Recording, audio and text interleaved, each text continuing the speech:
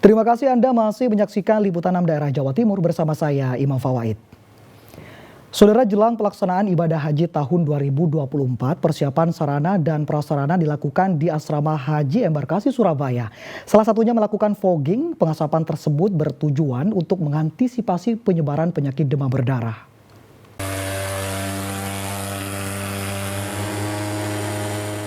Petugas dari Balai Besar Karantinaan Kesehatan atau BBKK Surabaya melakukan fogging atau pengasapan.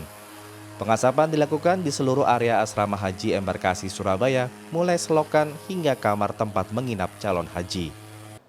Pengasapan bertujuan untuk mencegah nyamuk demam berdarah. Selain pengasapan, petugas juga memasang jebakan tikus guna menghindari penyebaran penyakit lainnya. Diharapkan upaya yang dilakukan petugas haji ini bisa membuat calon haji yang tinggal di Asrama Haji Sukolilo Surabaya nyaman dan sehat hingga diberangkatkan ke Tanah Suci. Ini bagian dari pengendalian vektor nyamuk yang ada di lingkungan asrama haji.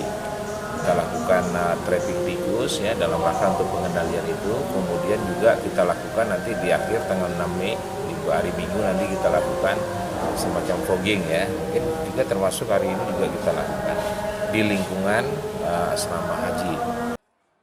Rencananya calon haji kloter pertama hingga kelima akan masuk Asrama Haji Embarkasi Surabaya pada 11 Mei 2024.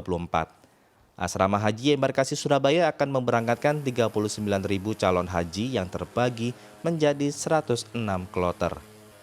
Dari Surabaya, Ari Purwanto melaporkan.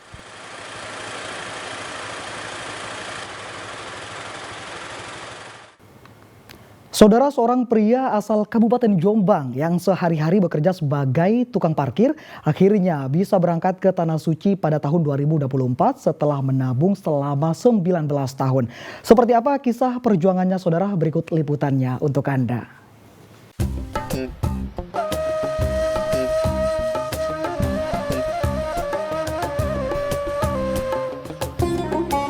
Salamun juru parkir asal desa Kebontemu, Kecamatan Peterongan, Jombang yang sehari-hari berprofesi sebagai juru parkir pada musim haji tahun 2024 ini akhirnya bisa menjalankan rukun Islam kelima.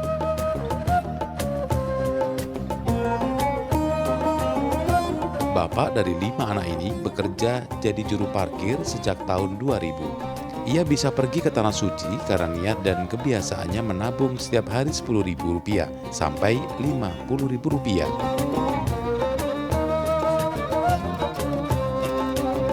Tidak sendiri, Salamun ke Tanah Suci bersama dengan istrinya Sukarti.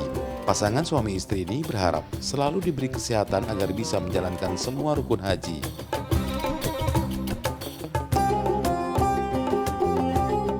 Saya nabung pertama 2005, mulai nabung saya mempunyai uang 50.000. Siang hari itu saya bikin kotak di bapak tukang. Lantas malamnya sudah sholat tahajud, uang 50.000 saya masukkan kotak.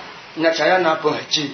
Nabungnya berhari ada yang 5.000, yang banyak 5.000, ada 10.000, 2.000, 20.000. Ada kalanya orang yang ngasih saya rezeki itu ada 50.000, saya kasih 50.000. Itu selama 5 tahun.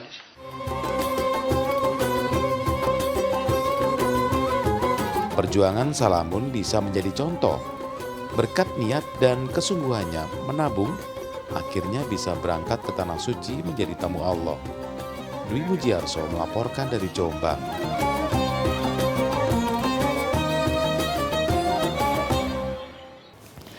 Saudara, menyambut Hari Pendidikan Angkatan Laut atau Hardikal ke-78 tahun 2024 digelar lomba fun run atau lari gembira di markas TNI AL kawasan Bumimoro, Surabaya. Tidak hanya sekedar lari, saudara, sebanyak 2.000 peserta gabungan dari TNI, Polri, dan masyarakat diajak lari berkeliling melihat fasilitas di markas pendidikan militer TNI AL. Sebanyak 2.000 peserta dari TNI, Polri, dan masyarakat umum diajak menjelajahi Kawah Candra di Muka Atas, Markas Pendidikan dan Latihan TNI AL di Bumimoro, Kerembangan, Surabaya.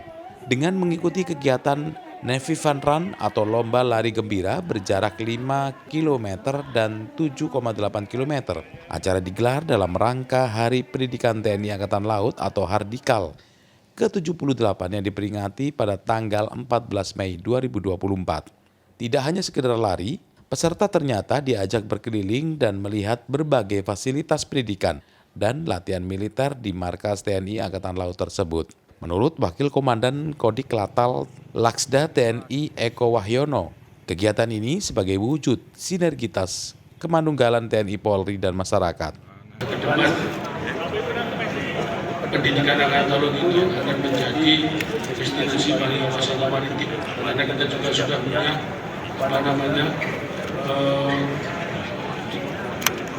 pusat sejarah yang ada di sini. Ini nanti untuk menarik minat seluruhnya, sehingga kota maritim sebagai Surabaya sebagai kota maritim itu akan terwujud dengan maksimal di sini.